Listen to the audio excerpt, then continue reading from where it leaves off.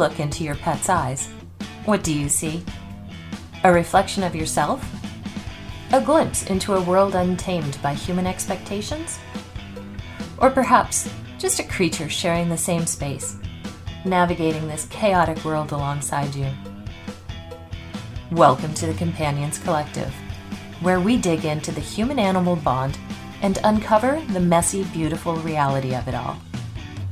I'm Angela Schneider, your guide through the depths of our shared connection with our companion animals.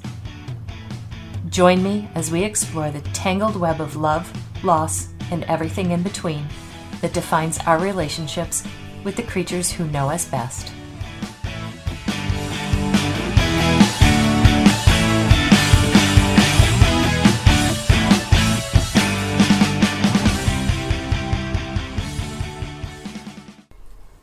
I am beyond stoked to update you on the work of a great friend of mine, Kylee Doyle. We first met Kylee a couple of years ago on episode 17, The Art of Photographing Reactive Dogs. Based in Northern California, Kylee was a founding member of the soon-to-be-defunct One Last Network, a directory for professional pet photographers who do end-of-life work. It's going away because if I don't start removing things from my plate, my husband is going to ship me back to Canada. But back to Kylee.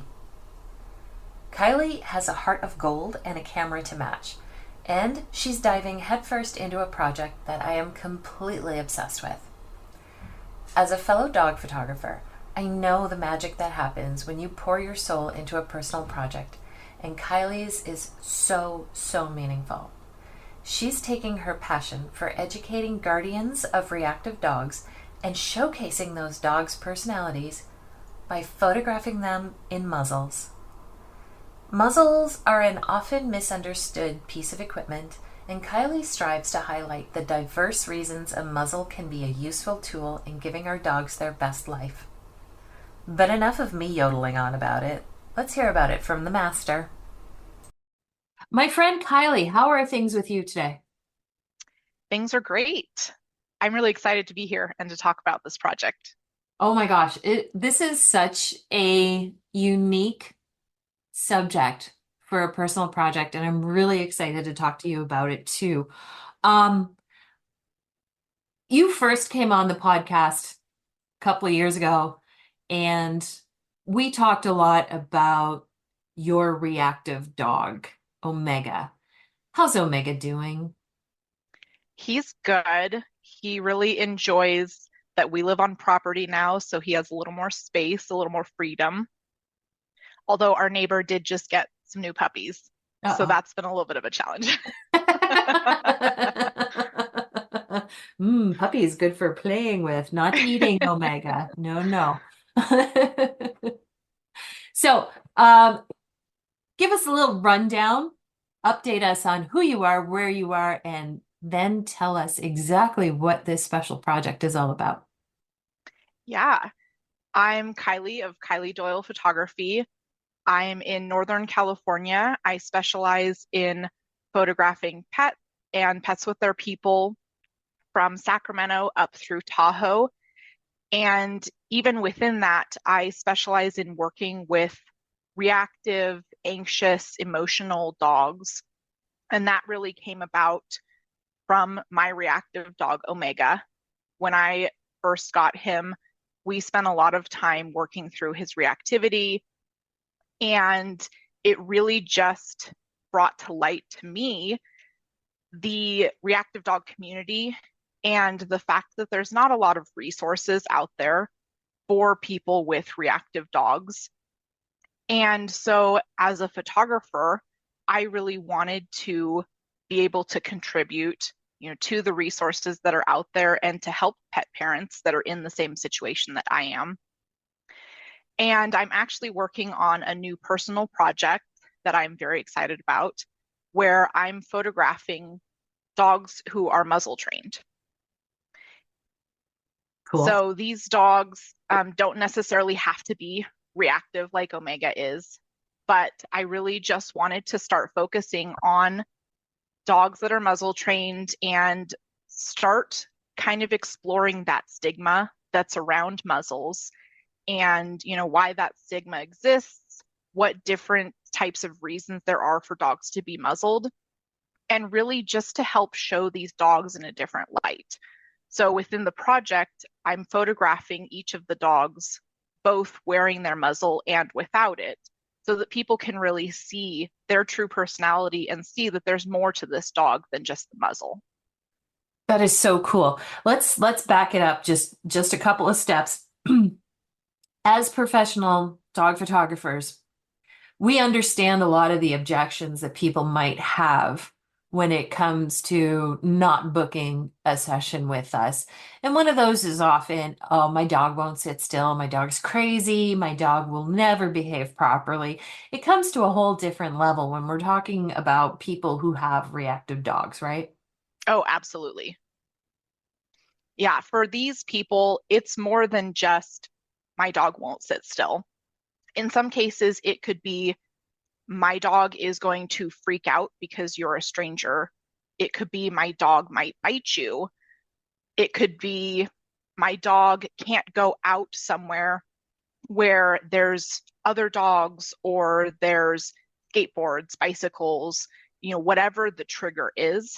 And so in working with these dogs, we really have to take the extra time to understand what are their triggers, what kinds of situations are safe for them to be put in, and what kinds of situations aren't safe. And then we have to really build their session around that. And in some cases, it ends up just being that the dog needs to be photographed at their home because that's where they're comfortable and they're safe. That's so cool. Um, so how are you choosing which dogs are going to be photographed for this project? So right now it's pretty open-ended.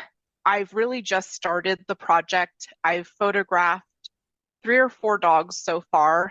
And at this point, I have just put out some calls on my social media, to my email list, looking for people whose dogs are muzzle trained and would be interested in participating in the project. And really, my goal is to try and photograph dogs that are muzzled for a variety of reasons. So ultimately, I want to tell these dogs stories. And so, we have my dog, Omega, who is muzzled because it's a safety concern.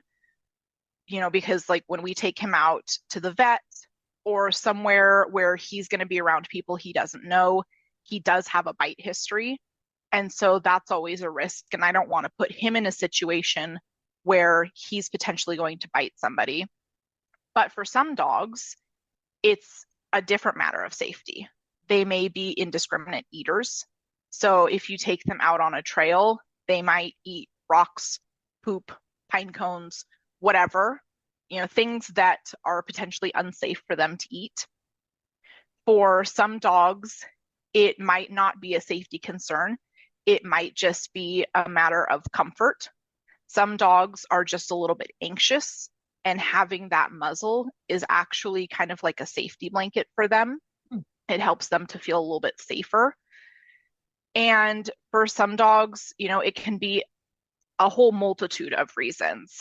It could just be they've been muzzle trained in case of an emergency.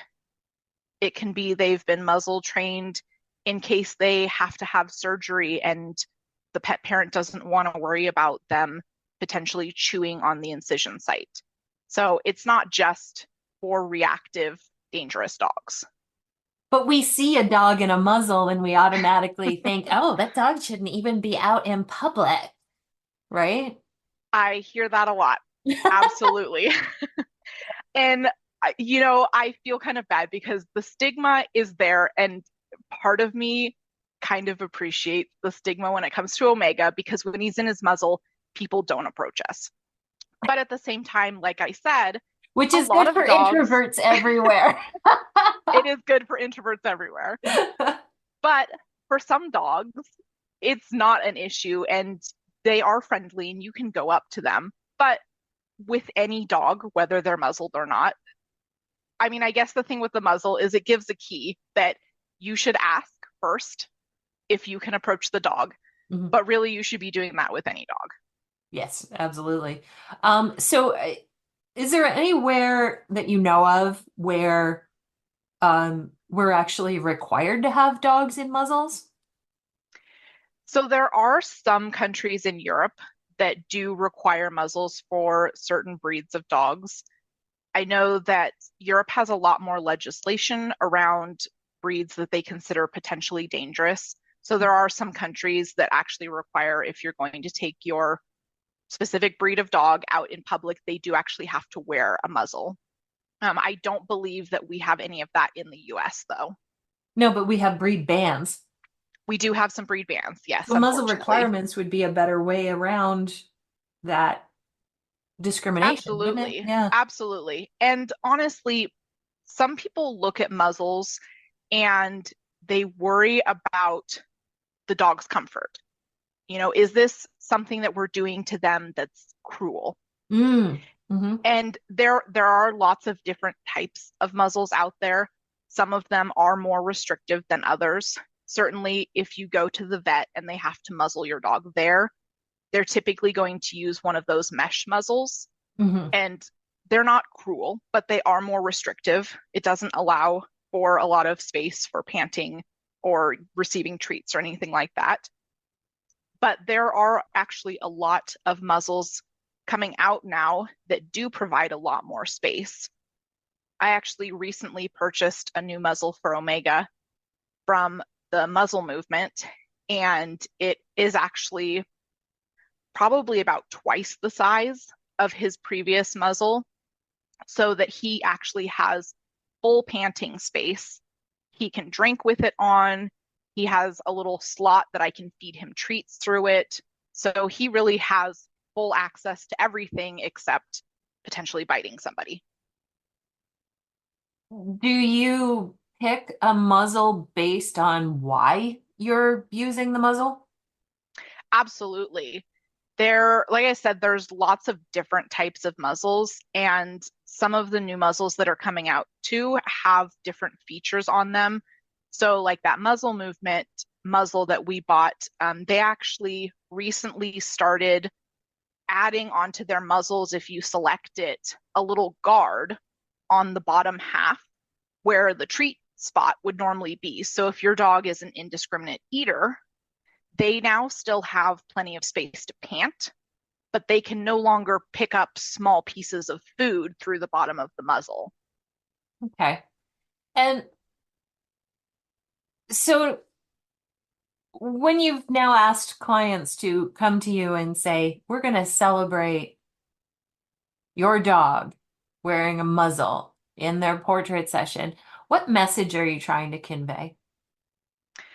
I want people to look at these dogs and see more than the muzzle. That's really the point, is that when you go out and you see a dog in the muzzle, like you said earlier, people look at it and they say, oh, that's a scary dog. Mm. I want people to look at these dogs and to be able to see more than that, that these dogs all have personality, that they're all loved by their pet parents, and that they have a special bond with their pet parents, just like any normal dog. And I'm using air quotes for normal. But I just want these dogs to be recognized for being dogs. They're just dogs. They're all dogs, and no dog is a bad dog. And I really truly think that muzzled dogs are good dogs. Mm. Okay. So are you approaching your photo shoots any differently than you would a air quote normal photo shoot?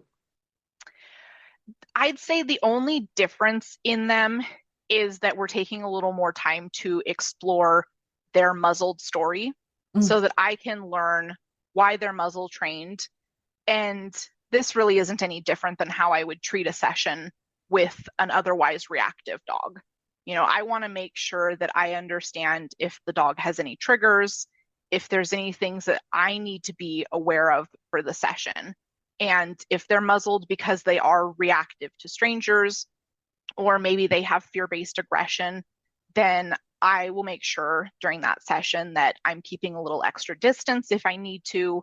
I can use a longer lens on my camera and just making sure that that dog has the space that they need to be comfortable. Are you encouraging any of your clients to bling up their muzzles? Oh, absolutely. I actually have had a couple of clients who have multiple muzzles, some in different colors. Purple seems to be a very hopping color for muzzles, Okay. but definitely, the more colorful, the more fun they are. I think it really just adds to the message that it's just another tool for helping these dogs, and they're still good dogs. It's the owner owning what's happening in their dog's life, isn't it? By having these various fashion muzzles. Absolutely. I mean, it's no different than putting a cute bandana or a collar that's got rhinestones on it on your dog. How are you approaching the comfort and the safety of the dog any differently with the muzzle on? I wouldn't say that it's any differently than like a typical session for a reactive dog. Again, kind of depending on the reason that the dog wears a muzzle. Certainly, if they're an indiscriminate eater and that's why they wear it, then it's really no different than any other session. If they're wearing it because they're reactive or nervous or anxious, then I really, like I said, am just making sure that I give them a little bit extra space. And when we do the images with the muzzles on, sometimes I just give them a little bit of extra time to make sure that they're comfortable. Some dogs who are muzzle trained do get a little antsy with the muzzle on initially, just because it's a large thing on their face. So sometimes we just take a little bit of extra time, let them get comfortable, give them some treats in the muzzle, and just make sure that they're feeling safe and comfortable. But it's not like these are dogs that are showing up to your sessions to wear muzzles for the first time. No, absolutely not. All of the dogs that are in the project are already muzzle trained. So that is one question that I'm asking of people who are applying for the project, is making sure that they are already comfortable in the muzzle. It's definitely not a tool that I would want someone to come to a session and put on their dog for the first time, because the dog is going to freak out. It definitely does take a little bit of training for them to get used to it. But typically, most dogs, once they're used to it, they're fairly comfortable in it. Let's talk about the humans that are applying to be a part of this project. Are you seeing any common threads among the humans? Most of my clients so far have been younger women, single. I would say probably around my age or so. I've also had a few dog trainers who have either signed up to participate with their dogs or who have recommended clients that they've worked with. And that was definitely one avenue that I really wanted to explore when trying to get clients for this project, is working with some trainers that I know of, especially trainers who train positive reinforcement, because they'll know their clients and they'll know which clients are going to be comfortable and which clients are going to feel safe in this situation. Do they love their dogs any differently than the rest of us? No, maybe they love them more, honestly, Oh, because they're taking the time to teach their dogs to use these tools and to make sure that they're safe. how are you, because the dog has this thing on his face, how are you getting him to express his personality while he's wearing the muzzle so that that stands out for your photographs? It really depends on the dog, but honestly, I'm using a lot of the same techniques that I would use in just a regular photography session. We're pulling out the treats, we're pulling out the squeakers, and I'm just making sure that I'm positioning myself so that we can still see the dog's face, we can see their eyes. I actually did a session a few weeks ago with two dogs, and we took them down to the lake and we let them play in the lake with their muzzles on. So that was really cool to actually see them with the muzzles, just doing normal dog things. Yeah. Have you encountered any challenges doing these sessions? So far, they've all gone pretty smoothly. I think the hardest thing really is just, like I said, making sure we have that like prep done beforehand and making sure that I understand what the dog's challenges may be going into this. Hmm. But that's also a pretty normal challenge for me for a regular session. Yeah. So, in doing this project, are you seeing yourself change your attitude around muzzles, even though you've already used one for Omega? Honestly, I think it's just been really cool to see how many other people have trained their dogs. And it's really this little community of people. And, everybody knows like the big muzzle makers and everybody talks about, the same things. And it's just been really cool to see that there is this community that I feel like I didn't really know existed Hmm. and to kind of start to get to be a part of that community. Feeling a little bit more normal, are you? Absolutely. Normal in air quotes. How many dogs are you hoping to get involved in this project, or is it open-ended for time? It's pretty open-ended at this point. I think realistically, I'd like to photograph at least 20. I don't really have at this point a fully formed end goal with this project, whether it turns into something as large as doing a book or even just doing like a gallery. I've definitely considered having some of the photos printed and finding somewhere that we can display them and maybe doing like an evening event where people can come and they can enjoy the photographs and talk about muzzles and their dogs and all of that. But at this point it's still a little bit open-ended. Okay, I'm just gonna go grab my marketing hat over here for a second and put it on. And it feels to me like this could be so much bigger with the attempt to normalize beyond just Northern California. Don't you think? Oh, absolutely. I mean, I would love to see this turn into like, a countrywide, worldwide phenomenon. Yeah. I don't know if we'll get there, but I would love to see that. And I definitely, even if it doesn't go beyond Northern California, I just love being able to spread this message and to be able to share the portraits of these dogs and hopefully people will enjoy seeing the portraits too. Well, and speaking as somebody who's working on a deeply personal project myself, does it need to be huge? Does it need to go viral if anything goes viral if you're not on TikTok anymore? I don't know. Did, maybe it's just that we're doing this from a place of serving our clients and um feeling like we've done something. Yeah, I definitely don't think that it needs to go viral. Would I love for it to go viral? Absolutely. Who wouldn't? But this to me, it's a personal project. Yeah. And these sessions, I'm actually not even charging the clients that are participating in this because it's such a personal thing to me.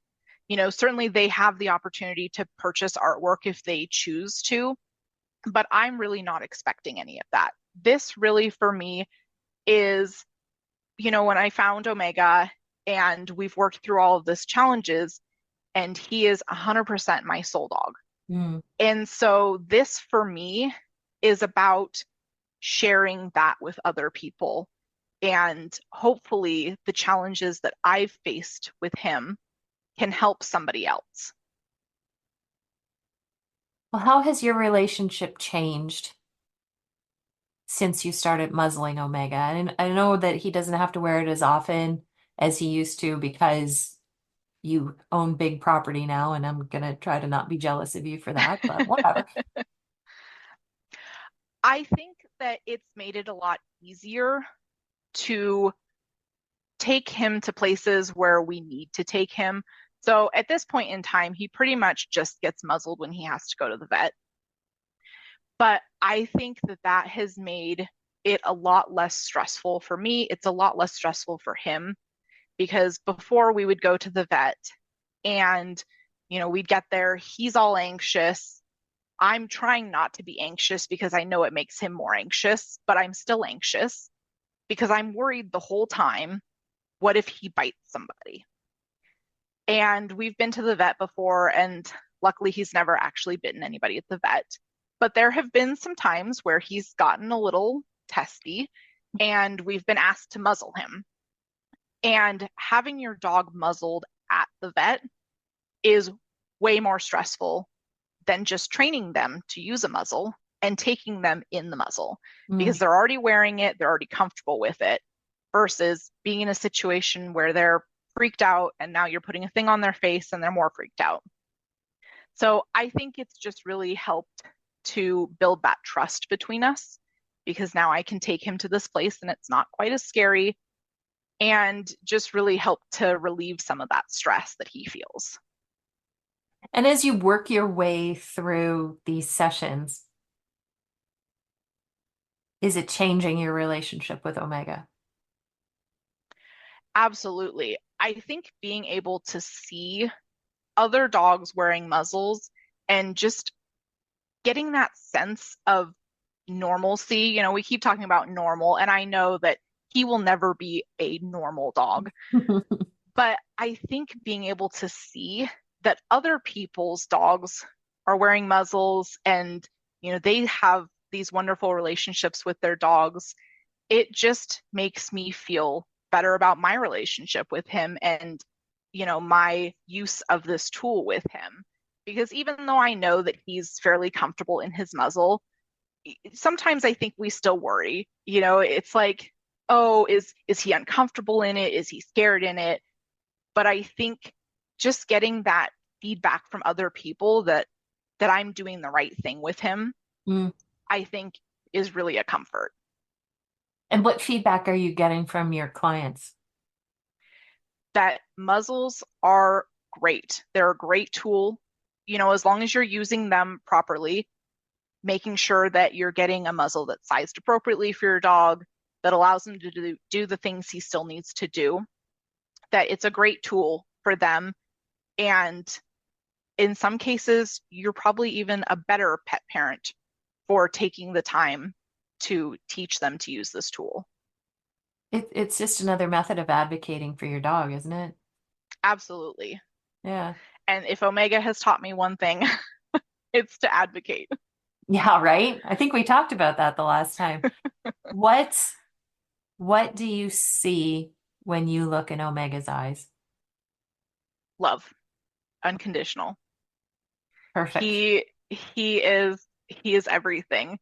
And it's so funny. I think we've talked about this and I know I've blogged about it, but I never expected that my soul dog would be a dog like him. Mm-hmm. I think we always assume we're going to have these wonderful, perfect dogs that just do everything that we tell them to do, and they're just loyal and affectionate all the time. And then you have dogs like Omega who struggle in the real world. They just don't know how to respond to certain things. They have anxiety, but he has chosen me and my husband as his people. And he is honestly, when he's with his little group of people, he is so affectionate and he just wants to love you so badly. Mm-hmm. Where in the online world do we find Kylee Doyle photography to look at your muzzle project? You can find me on social media. So Instagram, Facebook, just Kylee Doyle Photography, or my website is kyliedoylephotography.com.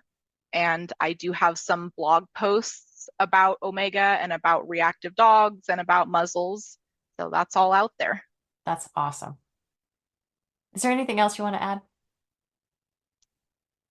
I don't think I have anything else. Sorry, Omega just ran past.